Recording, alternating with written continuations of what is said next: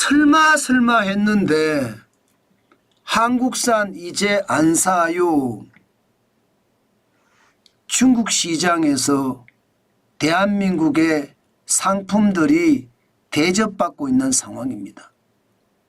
야, 이거 말입니다. 어떻게 생각을 해야 될지 진짜 고민이 많습니다. 자, 일단 대중무역수지를 보겠습니다. 2024년 대중무역수지는 마이너스 72억 2,900만 달러입니다. 2023년에 180억 2,900만 달러보다는 줄어들었습니다. 그렇지만 2022년 12억 5천만 달러에 비하면 2년 연속 대중무역수지는 적자를 이루었다. 이렇게 이야기할 수 있는 건가요? 맞습니다. 작년 12개월 동안 말입니다. 2월에 2억 3,200만 달러 흑자 내고요. 9월에 4억 700만 달러를 흑자 낸 것 빼고는요. 깡그리 적자입니다. 그러니까 이를 두고 해석이 구구합니다. 핵심적인 해석은 중국의 경쟁력이 굉장히 높아졌다. 이게 일반적인 해석입니다. 실제도 보면요. 주요 5개국의 핵심 기술 평가를 보면 미국을 100으로 뒀을 때 EU가 94.7이고요. 일본이 86.4고요. 그 다음이 중국이에요. 82.6. 그 다음이 여러분 한국입니다. 81.5. 다시 말해서 핵심 기술이 이제 중국이 우리보다 앞섰다는 이야기가 되는 겁니다. 분야별로 보더라도 이 말입니다. 우리가 앞서가는 게 별로 없습니다.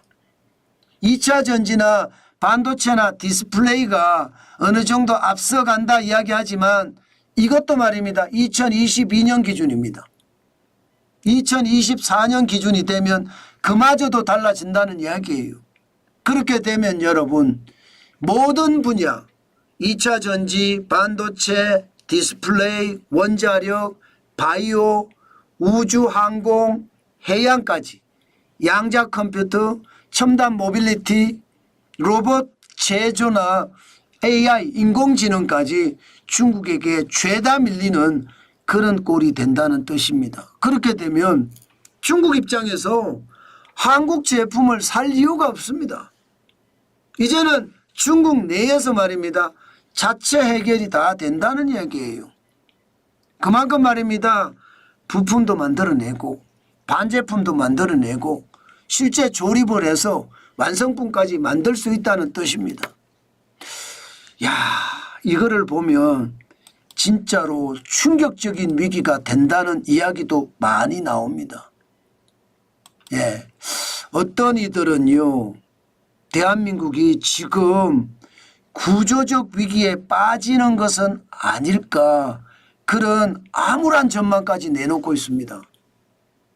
중국에게 모든 분야에서 밀리기 때문에 한국이 전 세계에다 제품을 팔려고 하면 그게 진짜 쉽지 않다는 이야기죠. 그게 쉽지 않다는 이야기예요. 자칫 잘못하면 그냥 와르르 무너질 수도 있다는 그런 심각한 전망까지 내놓고 있습니다. 그만큼 말입니다.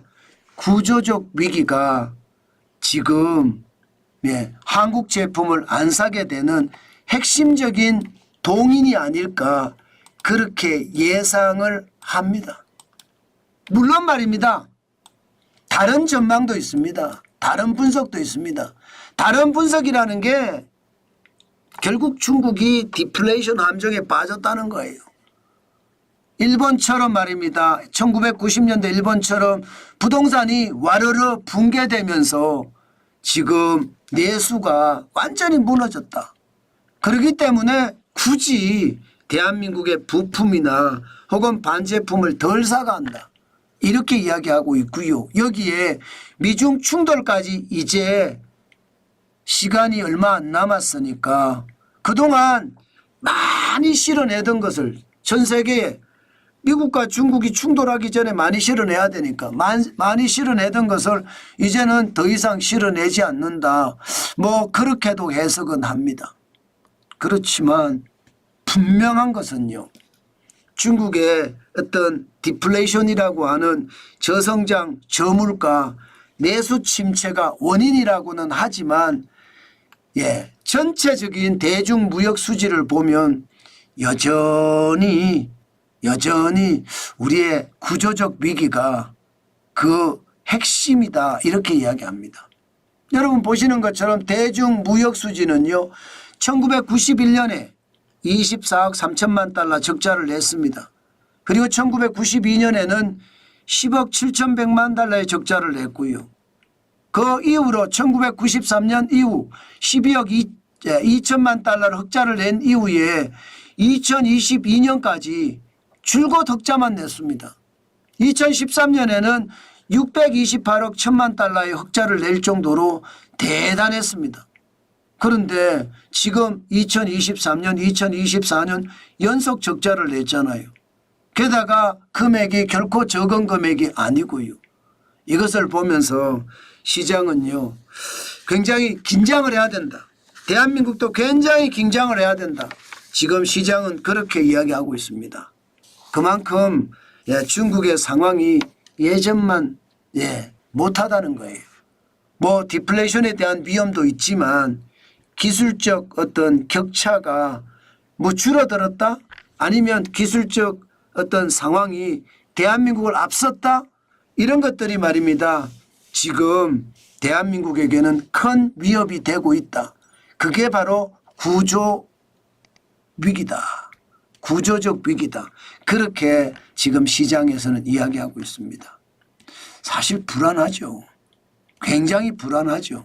그래서 위험성이 좀 따른다. 저는 그런 생각도 해봅니다.